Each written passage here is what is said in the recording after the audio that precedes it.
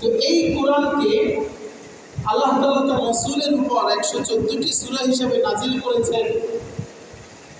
প্রত্যেকটা সূরা নাজিল করার পরে আল্লাহ তাআলা যখন বিসমিল্লাহ নাজিল করেন, আল্লাহ রাসূল তখনই বুঝতে পারেন যে এখন মনে হয় আরেকটা সূরা শুরু হয়েছে।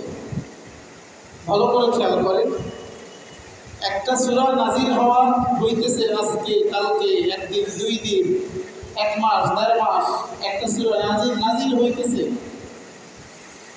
হইতে হইতে একটা পর্যায়ে জিবরাইল যখন বিসমিল্লাহির রহমানির রহিম নিয়ে দুনিয়াতে উপস্থিত হয়েছে, আল্লাহ রাসূল বুঝেছেন এই মনে হয় আরেকটা সূরা শুরু হয়েছে।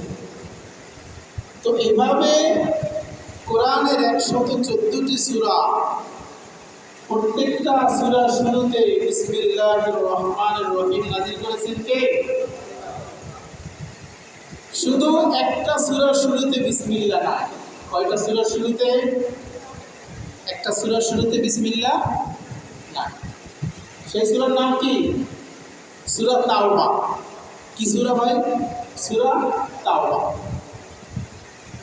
তো এই সূরার ব্যাপারে মুফাসসিরিন کرام বলেছেন যে না, এটা আগের সূরার সাথে মিলান, সেই কারণে আল্লাহ পাক বিসমিল্লাহ নাযিল করেন না। আবার কেউ কেউ বলেছেন না, এই সূরার বিসমিল্লাহ নাযিল হয়েছে কিন্তু বিসমিল্লাহ লেখা হয়, আল্লাহর তরফ থেকে আদেশ আসে না। কিন্তু কোরআনের মধ্যে বিসমিল্লাহির রহমানির রহিম আসছে 114 বার। কতবার? 114 বার। 113টি সূরার শুরুতে এসেছে বিসমিল্লাহ, আর সূরা সুলাইমান আরেকটা হচ্ছে সূরা নামলের 30 নম্বর আয়াতে আল্লাহ তাআলা নাযিল করেছেন ইন্নাহু মিন সুলাইমান ওয়া ইন্নাহু বিসমিল্লাহির রহমানির রহিম। এই হচ্ছে মোট 114 বার। কোরআনে বিসমিল্লাহ কতবার নাযিল হয়েছে ভাই?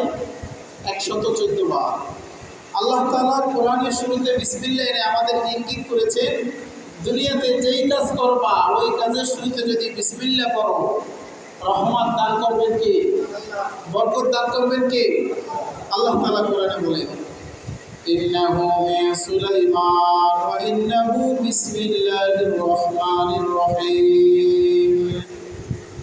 আল্লাহ তাআলা সূরা নামলের 30 নম্বর আয়াতে বলেন, এই সূরা সর্বপ্রথম আমি আমার নবী সুলাইমান আলাইহিস সালাতু ওয়াস সালামের উপরে নাযিল করলাম।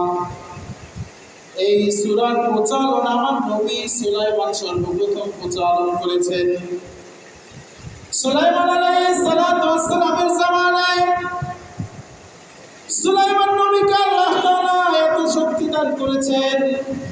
সুলাইমান নবী তিনি বাতাসের সাথে কথা বলতেন, সুলাইমান নবী পানির সাথে কথা বলতেন, সুলাইমান নবী জিন জাতি দুনিয়ায় যত রকম প্রাণী ছিল সব প্রাণীর সাথে সুলাইমান নবী কথা বলতে পারতেন।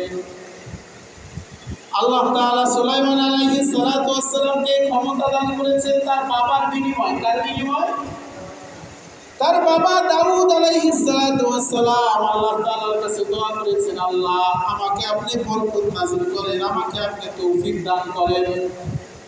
আল্লাহ তাআলা তাকে তোর দোয়া কবুল করে এমন তৌফিক দান করলেন, দাউদ আলাইহিস সালাতু ওয়াস সালামকে অর্ধ পৃথিবী শাসন করার ক্ষমতা দিয়ে দিলেন। দাউদ নবী তার সন্তানদের জন্য দোয়া করলেন, আল্লাহ আমার সন্তানদের মধ্যে আপনি বরকত নাযিল করিয়ে দেন, আমার সন্তানদের মধ্যে আপনি তৌফিক নাযিল করিয়ে দেন। আল্লাহ তাআলা তার সন্তান সুলাইমান আলাইহিস সালাতু ওয়াস সালামকে অর্ধ জাহান্নাম পুরো পৃথিবী শাসন করার ক্ষমতা দান করিয়া দিলেন। এই জন্য সুলাইমান আলাইহিস সালাতু ওয়াস সালাম যখন রাস্তা দিয়ে চলতেন বাতাস তার সাথে কথা বলতো। সুলাইমান আলাইহিস সালাতু ওয়াস সালাম রাস্তা দিয়ে যখন চলতেন গর্তের পিপিলিকা তার সাথে কথা বলতো, কুকুর তার সাথে কথা বলতো।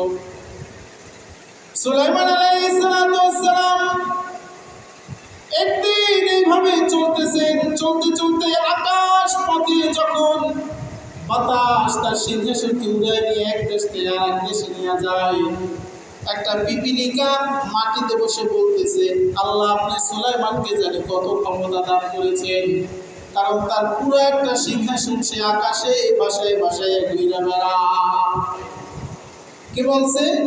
একটা পিপিলিকা এই কথা কি বলছে?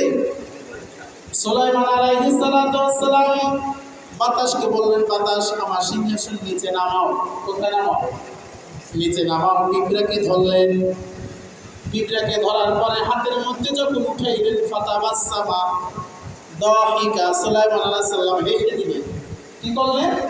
হেসে দিলেন যে এত ছোট পিপিলিকা তুমিও কি আমার যে ক্ষমতা সম্পর্কে তুমিও দেখে আফসোস করো নাকি? পিঁপড়া বলে, না, আমি আল্লাহ তাআলার শুকরিয়া আদায় করলাম যে আল্লাহ বাতাসের এত শক্তি যে একটা সিংহাসন উড়াই নিয়ে যায়। তাহলে সুলাইমান আলাইহিস সালাতু ওয়াস সালাম একটা গর্তের পিপিলিকার কথা শুনতেন। সুবহান।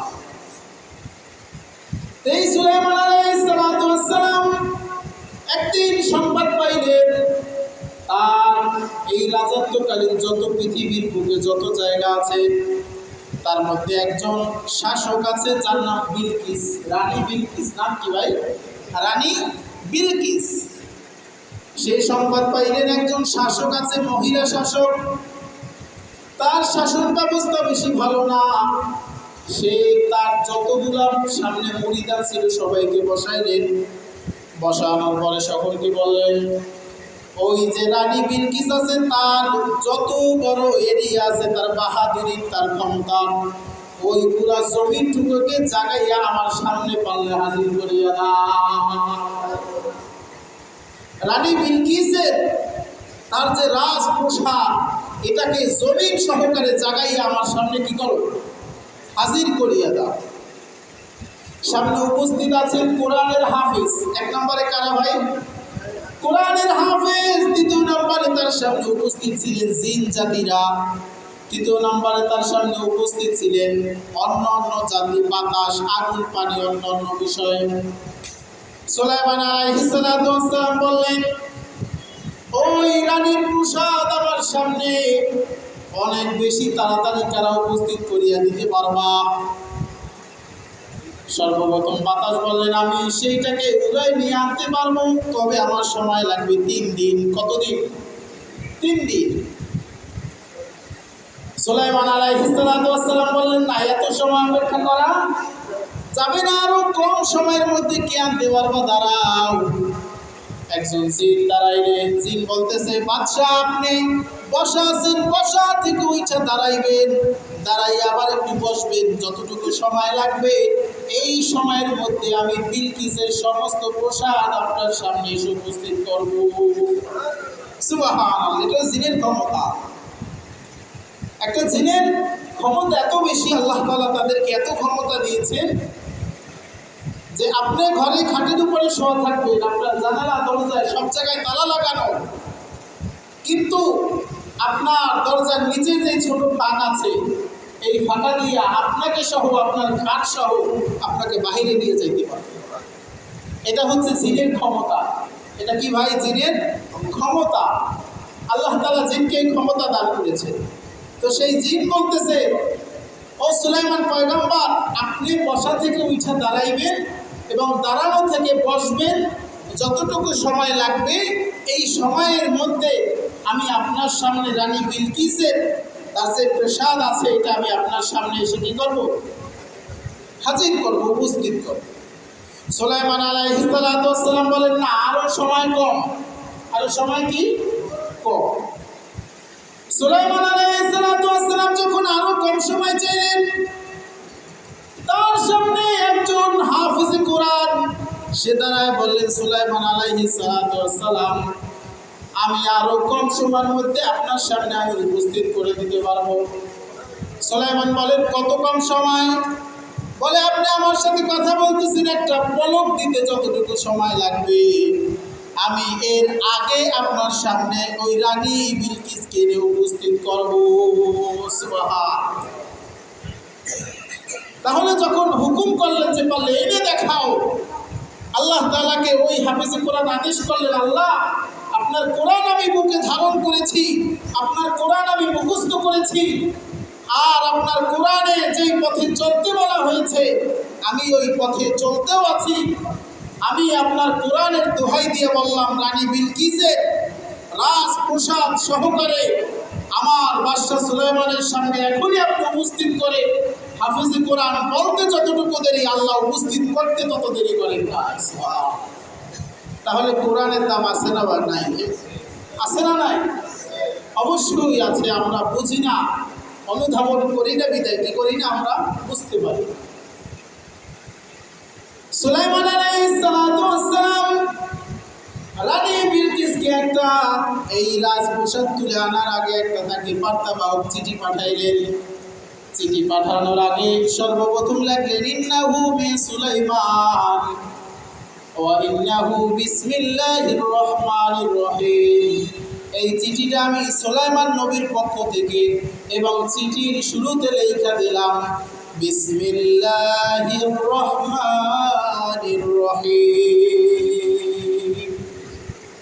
এটা হচ্ছে দুনিয়ার বুকে বিসমিল্লাহ নাজিল হওয়া, পুরা বিসমিল্লাহটা লেখার সর্বপ্রথম সময়কাল। আমাদের নবীর জবানায় বিসমিল্লাহ কখন নাজিল হয়েছে? আমার নবী শুরুর দিকে যখন নবুয়ত প্রাপ্ত হলেন 40 বছর বয়সে। কত বছর বয়সে নবী নবুয়তি পেয়েছেন? কত বছর বয়সে? 40।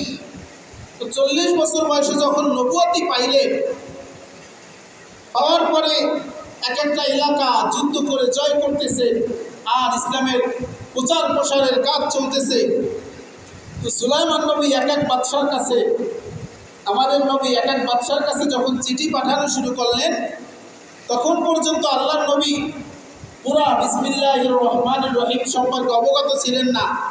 শুধু এভাবে লিখতেন বিসমিকা আল্লাহুম্মা লেখা চিঠি লেখা শুরু করতেন। সর্বপ্রথম কি লিখতেন? বিসমিকা আল্লাহুম্মা। তখন পর্যন্ত বিসমিল্লাহ শব্দটা কি হয় না, নবীর উপরে নাজিল হয় না। চিঠির শুরুতে লিখতেন বিসমিকা আল্লাহুম্মা। কি লিখতেন ভাই? বিসমিকা আল্লাহুম্মা। এরপরে আল্লাহ তাআলা সূরা হুদের 41 নম্বর আয়াতের মধ্যে আল্লাহ তাআলা বললেন বিসমিল্লাহি মাজরিহা ওয়া মুরসাহা ইন্না রাব্বি লাগাফুরুর রহিম। আল্লাহর নবী এখন পাইলেন বিসমিল্লাহ, বিসমুন শব্দের সাথে আল্লাহ শব্দ যোগ করলেন, বিসমিল্লাহ এখন হইল কি? বিসমিল্লাহ। এখন নবী আগে লিখতেন বিসমিকা আল্লাহুম্মা, এখন আর নবী এটা লেখেন না। প্রত্যেক বাদশার কাছে যখন চিঠি পাঠাইতেন শুরুতে লিখতেন বিসমিল্লাহ আর রহমানির রহিম। এখন পর্যন্ত পান নাই। আল্লাহ নবী এইভাবে একের পর এক চিঠি পাঠিয়ে দিয়েছেন। এরপরে তৃতীয় ধাপের মধ্যে আল্লাহ তাআলা নাজিল করলেন বিসমিল্লাহির রহমান রহিম। এখন পর্যন্ত নাজিল করেন নাই। আল্লাহ তাআলা সূরা বনী ইসরাঈলের 10 নম্বর আয়াতের মধ্যে বলেন কুলিদুল্লাহ ওয়াদুর রহমান। ও নবী কুলিদুল্লাহ, আপনি যখন আল্লাহকে ডাকবেন ওয়াদুর রহমান, সাথে সাথে রহমান শব্দ যোগ করিয়া ডাকেন, রহমান শব্দ মিলাই ডাকেন। তখন আল্লাহ নবী লেখা শুরু করলেন বিসমিল্লাহির রহমান। এখন পর্যন্ত আল্লাহর নবী রহিম শব্দ লিখতে পারেন না, কারণ তার উপর নাজিল হয় নাই। প্রত্যেক কাজের শুরুতে যেহেতু বিসমিল্লাহ বলতে হবে, আল্লাহর আদেশ, প্রথম বলতেন বিসমিকা আল্লাহুম্মা, এরপরে বলতেন বিসমিল্লাহ। এরপরে যখন কুলিদুল্লাহ ওয়াদুর রহমান নাজিল হইল, আল্লাহর নবী লেখা শুরু করলেন বিসমিল্লাহির রহমান। এরপরে চতুর্থ ধাপে আল্লাহ তাআলা আল্লাহর নবীকে পুরো বিসমিল্লাহ শিখাই দিলেন। সূরা নামলের 30 নম্বর আয়াতের মধ্যে ইন্নাহু মিন সুলাইমান ওয়া ইন্নাহু বিসমিল্লাহির রহমানির রহিম। ওয়া ইন্নাহু বিসমিল্লাহির রহমানির রহিম। আল্লাহর নবী যখন পুরো বিসমিল্লাহটাকে আয়াত হিসেবে নাযিলকৃত অবস্থায় পড়া শুরু করলেন, তো আল্লাহর নবী চিঠি শুরুতেও লেখা শুরু করলেন বিসমিল্লাহির রহমানির রহিম। খাবার খেতে যাবেন তখনও বিসমিল্লাহির রহমানির রহিম। কোনো একটা কাজ শুরু করবেন তখনও বিসমিল্লাহির রহমানির রহিম। আর আল্লাহ রাসূল বলেন কোনো ব্যক্তি যদি কোনো কাজ শুরু করলো বিসমিল্লাহ দিয়া, আল্লাহ তাআলা ওই ব্যক্তি ওই কাজের মধ্যে পরিপূর্ণ বরকত নাজিল করিয়া দেন। সুবহানাল্লাহ। অথচ আমাদের মধ্যে বিসমিল্লাহ প্রচলন নাই। প্রত্যেক কাজের শুরুতে যে বিসমিল্লাহ বলতে হয়, এটা একটা যে প্রভাব আমাদের মনের মধ্যে যে একটা চাহিদা, এটা আমাদের মনে নাই। আল্লাহ নবী সাল্লাল্লাহু আলাইহি ওয়াসাল্লাম বলেন, সাহাবায়ে কেরামদেরকে বললেন, বিসমিল্লাহির রহমানির রহিমের প্রতি বেশি তোমরা তাগিদ দাও, কারণ প্রত্যেকটা জিনিসের শুরুতে যদি আল্লাহর নাম নেওয়া হয়, আল্লাহ তাআলা খুশি হই ওই কাজের মধ্যে বরকত নাজিল করিয়া দেন। তাহলে ভাই, প্রত্যেক কাজের শুরুতে বিসমিল্লাহ বলার দরকার আছে না? না। আমরা যখন পশু জবেহ করি, আল্লাহ তাআলা বলেন প্রত্যেকটা পশু জবেহ করার শুরুতে আমি আল্লাহ তাআলার নাম নাও, আমি আল্লাহ তাআলার নাম নাও, বিসমিল্লাহি আল্লাহু আকবার বলেন কি বলেন না? কুরবানির গরু জবাই দেন, বিসমিল্লাহি আল্লাহু আকবার। মুরগি জবাই দেন, বিসমিল্লাহি আল্লাহু আকবার। হাঁস জবাই দেন, বিসমিল্লাহি আল্লাহু আকবার। আল্লাহ বলেন প্রত্যেকটা প্রাণী যখন জবে হয়, আমি আল্লাহর নামে জবে হয়, ওই গোশতের মধ্যে আমি আল্লাহ বরকত নাজিল করিয়া দিই। হিন্দু এবং মুসলমানদের মধ্যে পার্থক্য কি? যারা মুশরিক, আল্লাহর সাথে শিরিক করে, তারা পশু প্রাণী খায়, কিন্তু জবে শুরুতে বিসমিল্লাহ বলে। কথা বলেন, বলে না। আর আমরা বলি। পার্থক্য হলো আমরা আল্লাহকে মানি, কারণ আল্লাহ তাআলা বলেন, ইন্নাল্লাহা আশতারা মিনাল মুমিনিনা আনফুসাহুম ওয়া আমওয়ালাহুম বিআন্না লাহুমুল জান্নাহ। আল্লাহ বলেন, আমি জান্নাতের বিনিময়, আমি জান্নাত তোমাদেরকে দিলাম, বিনিময়ে তোমাদের জান মাল, পশু পাখি, গরু ছাগল সব ক্রয় করলাম। গরু ছাগল সব ক্রয় করলাম। অতএব তুমি তোমার মুরগি জবাই করো, তুমি তোমার মুরগিকে নিজের মনে কইরো না।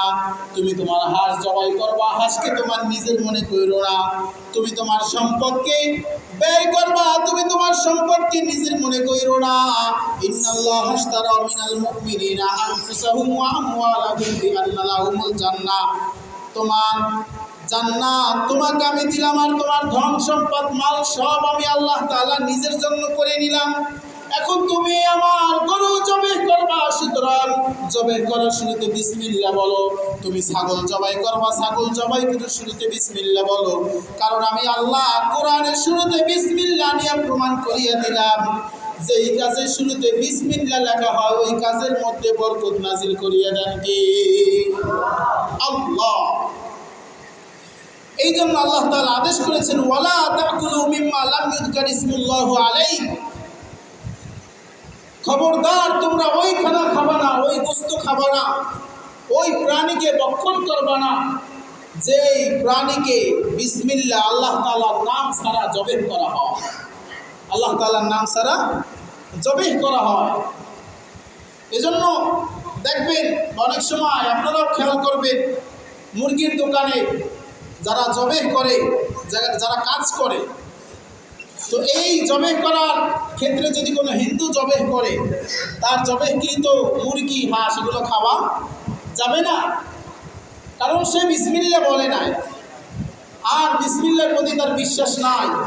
তবে একজন মুসলমান, এখানে মাসালা হচ্ছে, যদি একজন মুসলমান বিসমিল্লাহির রহমানির রহিম বলতে ভুলিয়া যায়, মুরগি বাজার থেকে এনেছে, বাড়ির 10টা টেনশনে ভুলিয়ে গেছে, টেনশনে কি করেছে? ভুলিয়া বিসমিল্লাহির রহমানির রহিম বলতে মনে নাই। আল্লাহ বলেন, যদি কেউ ভুলে যায় তাহলে সেটা মাফ করে দেওয়া হয়, তাকে মাফ করে দেওয়া যায়। কিন্তু তার মনে মনে তো বিশ্বাস আছে যে সব কিছু শুরুতে বিসমিল্লাহ বললে বরকত নাজিল করে দেন কে? আল্লাহ। কোনো মুসলমান যদি ভুল করেও বিসমিল্লাহ ছাড়া ভুলবশত জবেহ করে, সেই মুরগি, সেই হাঁস, সেই গরু খাওয়া যায়, কারণ তার মনে আল্লাহর প্রতি কি আছে? বিশ্বাস আছে। তবে কোনো বিধর্মী, কোনো মুশরিক, তারা যদি জবেহ করে আল্লাহর নাম ছাড়া, তাহলে তাদের ওই জবেহকৃত পশু খাওয়া জায়েজ না। আল্লাহ তাআলা বলেন, ওয়ালা তাকুলু মিম্মা লাম ইযকার ইসমুল্লাহু আলাইহি। খবরদার, বিসমিল্লাহ ছাড়া যে পশু জবে হবে ওই পশু খাওয়ার অধিকার তোমাদের না, ওই পশু খাওয়ার অধিকার তোমাদের নাই। আল্লাহ রসুলের মেয়ে ফাতেমা রাদিয়াল্লাহু তাআলা আনহা 2 দিন 3 দিন অনাহার, খাবার পাইতেছেন না। আলী রাদিয়াল্লাহু তাআলা আনহু আল্লাহ রসুলের দরবারে পড়ে আছেন হাদিস সংগ্রহ করার জন্য, দ্বীন শেখার জন্য, কোরআনকে শেখার জন্য। তো আলী রাদিয়াল্লাহু তাআলা আনহু খেয়াল করলেন আল্লাহ রসুলের কাছে 5টা ছাগল হাদিয়া আসছে। কয়টা ভাই? 5টা। তো আলী চিন্তা করলেন আল্লাহ রসুল যেহেতু সদকা খাইতে পারেন না, কোনো রসুলকে আল্লাহ তাআলা সদকা যাকাত খাওয়ার ক্ষমতা দেন নাই, আদেশ করেন নাই, তাহলে আলী চিন্তা করলেন আল্লাহ রসুলকে তো হাদিয়া দেওয়া হয়েছে, তাহলে আমরাও ঘরে 2-3 দিন যাবৎ কিছুই খাই নাই, ফাতেমাকে পাঠাইয়ে দেখি আল্লাহ রসুল আমাদেরকে একটা ছাগল দেয় কিনা। আলী ছাগলগুলো দেখে তাড়াতাড়ি বাসায় চলে গেলেন। বাসায় যাওয়ার পরে ফাতেমাকে বলতেছে, ফাতেমা যাও, তুমি নবীর কাছে যাও, তোমার আব্বার কাছে গিয়ে বলো আমরা 2-3 দিন কিছুই খাই নাই, আমাদেরকে যেন সে একটা ছাগল দান করে, আমাদেরকে যেন সে কিছু ছাগল হাদিয়া পেয়েছে, সেই হাদিয়া থেকে আমাদেরকেও যেন একটা ছাগল দেয়, তাহলে হয়তো বা কিছুদিন হাসান হোসেনকে নিয়ে আমরা কি করব, খেয়ে ভালো থাকতে পারবো। তো হাদিসের মধ্যে আসছে ফাতেমা রাদিয়াল্লাহু তাআলা আনহা যখন দরজায় এরকম নক করলেন, আঘাত করলেন, কোনো কথা বলেন না, শুধু টকটক করে আওয়াজ করলেন, তখন আল্লাহ রসুল আম্মাজান আয়েশা রাদিয়াল্লাহু তাআলা আনহার ঘরে শোয়া ছিলেন, তার পুরুর উপরে মাথা দিয়ে। তো ফাতেমার ডাক শোনার সাথে সাথে এমনভাবে শোয়া থেকে লাফ দিয়ে উঠে বসলেন, আম্মাজান আয়েশা বলেন যে এত জোরে উঠলেন তার কাঁধে একটা চাদর ছিল, চাদরটা নিচে পড়ে গেছে। তো আম্মাজান আয়েশা বলেন এত আপনি উদ্বিগ্ন হয়ে লাফ দিয়ে উঠলেন কেন? আস্তে তো উঠতে পারতেন, আমিও তো খুলতে পারতাম। আল্লাহ রসুল বলেন না, এটা আমার ফাতেমার টোকা, আমি টোকা শুনেই বুঝে ফেলছি, আমি টোকা শুনেই বুঝেছি এই টোকাটা কার, আমার ফাতেমার। ফাতেমা কোন জানি বিপদে পড়ে আসছে, তাড়াতাড়ি আমি দরজা খুলি। দরজা খোলার পরে ফাতেমা রাদিয়াল্লাহু তাআলা আনহা বললেন, আব্বা আপনার জামাই তো বলেছেন আপনার কাছে 5টা ছাগল হাদিয়া আসছে, আমাদেরকে একটা ছাগল দেন, আমাদেরকে একটা ছাগল দেন, আমরা খাই কিছুদিন, খাওয়ার পরে এরপরে না হয় আবারও আমরা জীবিকা অন্বেষণ করব, বা আমার স্বামী আলী রাদিয়াল্লাহু তাআলা আনহু জীবিকা অন্বেষণ করবে। তো আল্লাহ রসুল এখানে আমাদেরকে শিক্ষা দিলেন যে তোমরা দুনিয়াতে তোমার ছেলে মেয়ের গলার ভয়েস দূর থেকে যদি আব্বা বলিয়া ডাক দেয়, তাহলে তুমি বুঝতে পারো যে আমার মেজো ছেলে আমাকে ডাক দিয়েছে, আর এইটা আমার ছোটো ছেলের গলার আওয়াজ, এইটা আমার বড় ছেলের গলার আওয়াজ। কিন্তু আমার ফাতেমাকে আমি এতই মহাব্বত করতাম, তার আওয়াজ দিতে হয় না, তার দরজায় টোকা শুনে আমি বুঝে ফেলেছি এটা আমার ফাতেমার টোকা। তো আমার ফাতেমা এত মায়ার, এত আমার কাছে হওয়ার পরেও আমি ফাতেমাকে, আল্লাহ রসুল বলেন, আমি ফাতেমাকে বললাম যে এই ছাগল মা তোমার নেওয়ার দরকার নাই, কারণ এই ছাগল তুমি 3 দিন 4 দিন খাবা, এরপরে কি করবা? এরপরেও তো তুমি তোমার খাবার অন্বেষণ করতে হবে। এর থেকে কি তোমাকে আমি আরও একটা ভালো জিনিস তোমাকে বাতলাই দিব বলবো? আল্লাহ রসুল বললেন, হ্যাঁ আব্বাজান আপনি বলিয়ে দেন। ফাতেমা যখন বললেন, এই দোয়া জানতে চাইলেন, আল্লাহ রসুল বললেন, যাও তুমি এবং আলী দুইজনে উযু করবা বিসমিল্লাহ বলিয়া। কি বলিয়া? বিসমিল্লাহি আলহামদুলিল্লাহ বলিয়া সুন্দরভাবে উযু করবা। এরপরে বিসমিল্লাহ বলিয়া আল্লাহ তাআলার নাম নিয়া জায়নামাজ বিছাইয়া 2 রাকাত করিয়া নামাজ পড়বা, 2 রাকাত করিয়া নামাজ পড়বা। এরপরে আল্লাহ রসুল বলতেছে নামাজের পরে হাত উঠাবা আল্লাহ তাআলার কাছে, হাত উঠিয়ে বলবা ইয়া আউয়ালাল আউয়ালিন, সকলে বলেন ইয়া আউয়ালাল আউয়ালিন। এরপরে বলবা ইয়া আখিরাল আখিরিন, বলেন সকলে ইয়া আখিরাল আখিরিন। এরপরে বলবা ইয়া রাহিমাল মাসাকিন, বলেন ইয়া রাহিমাল মাসাকিন। এরপরে আল্লাহ রসুল বললেন ইয়া আরহামার রাহিমিন, বলেন সকলে ইয়া আরহামার রাহিমিন। আল্লাহ রসুল বললেন এই দোয়া কয়টা তোমরা দুইজনে মোনাজাতে পড়বা, দেখবা এই ছাগলের থেকে আরো বড় রিজিক আল্লাহ তোমাদেরকে দান করবেন। সুবহানাল্লাহ। হাদিসের তাফসীরের মধ্যে আসছে যে এই শব্দ কয়টা আল্লাহ তাআলার কাছে এত প্রিয় যে আল্লাহর দরবার থেকে রিজিক, আল্লাহর দরবার থেকে রহমত, এই শব্দ কয়টা ছিনাইয়ে নিয়ে বান্দার কাছে পৌঁছে দেয়। সুবহানাল্লাহ। তো ঠিক বাবার কাছ থেকে যখন ফিরে আসলেন, ফিরে আসার পরে আলীকে এই কথা বললেন। আলী খুশি হইয়া বলতেছে যে ফাতেমা, তোমাকে তো আমি পাঠাইছিলাম দুনিয়া কিনে আনার জন্য, তোমার বাবার থেকে অল্প একটু দুনিয়া আনার জন্য, কারণ ছাগল যদি আনতাম দুনিয়ায় পেয়েই শেষ হয়ে যাইত। কিন্তু তুমি এমন দোয়া নিয়ে আইছো যেটা আমরা দুনিয়ায় রিজিক পাবো, আর এটার বিনিময়ে আল্লাহ তাআলা আমাদেরকে আখিরাতেও সওয়াব দিবেন। সুবহানাল্লাহ। কতটা মাধুর্যপূর্ণ একজন ব্যক্তি হইলে এইভাবে বলতে পারতো। আর আমাদের সমাজে যদি বাবার সম্পত্তি থাকতো, মেয়েকে পাঠাইতো যে আমরা খাইতে পারি না, যাও 10,000 টাকা নিয়ে আসো। আর বাবা যদি বলতেন যাও নামাজ পড়ে আল্লাহ তাআলার কাছে চাও, টাকা তোমারে দেওয়া যাবে না। মেয়েকে কি বলতো? তুমি তালাক। কি বলতো মেয়েকে? তুমি তালাক, মার তো সাথে ফিরি। কিন্তু আল্লাহ রসুলের আদর্শ, আল্লাহ রসুলের সুন্নাতকে অনুসরণ করে যেই মানুষগুলোকে আগে মানুষ হিসেবে ধরা হইতো না, বর্বর যুগের থেকে উঠে আইসা আল্লাহ রসুলের কাছে ইসলাম গ্রহণ করে সুন্নাতকে মেনে এমনভাবে পাক পবিত্র হয়েছেন, আর তাদের থেকে এইরকম আচরণ কিয়ামত পর্যন্ত আমাদের জন্য এটা একটা দৃষ্টান্ত হয়ে থাকবে। সুবহানাল্লাহ। তো ভাই বলতেছিলাম, কোরআনের শুরুতে আল্লাহ তাআলা বিসমিল্লাহ এনেছেন। বিসমিল্লাহর শুরুতে, প্রত্যেক কাজের শুরুতে বিসমিল্লাহ বলার কারণে শুধু একটা নয়, দুইটা নয়, বললে অনেক সময় লাগবে। অনেক অহরহর ঘটনা আছে যে বিসমিল্লাহ বলার কারণে যেই জিনিস যেইখানে থাকার কথা ছিল না, ওইখানেই ওই জিনিসটা পাওয়া যায়। যেই জিনিসটা একজন হারাই ফেলায়, ইচ্ছা করে সরাই ফেলায়, ট্রাই করে যে ও বারবার প্রত্যেক কাজের মধ্যে বিসমিল্লাহ বলতেছে, দেখি আমি সরাই ফেলাই। আর একটু ছোট একটা ঘটনা, এক স্ত্রী সে প্রত্যেক কথায় কথায় বিসমিল্লাহ বলে, তো স্বামী রাগ করিয়ে বলে তুমি কথায় কথায় বিসমিল্লাহ কেন বলো? তো একবার স্ত্রীকে ট্রাই করার জন্য কিছু টাকা দিয়া বলে এই টাকা কয়টা তুমি রাখো। তো স্ত্রী একটা পাইলে ঝুলানো ছিল, আগেকালে গ্রামের পাইলে ঝুলানো থাকতো না, হাড়ি মেচে বলে নাকি।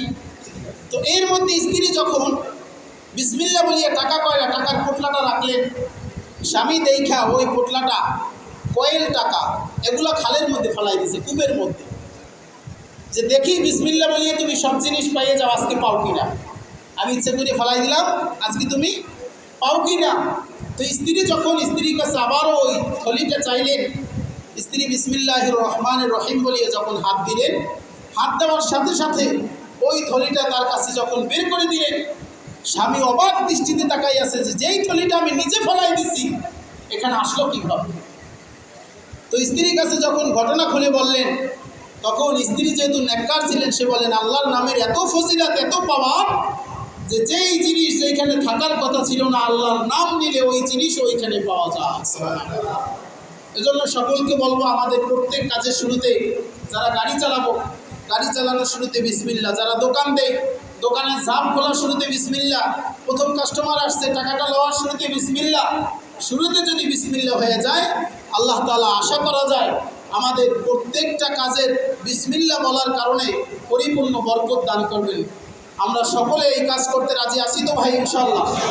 আল্লাহ তাআলা আমাদের সকলকে প্রত্যেকটা কাজের শুরুতে বিসমিল্লাহ বলিয়া কাজ শুরু করার তৌফিক দান করেন। সকলে বলি আমিন।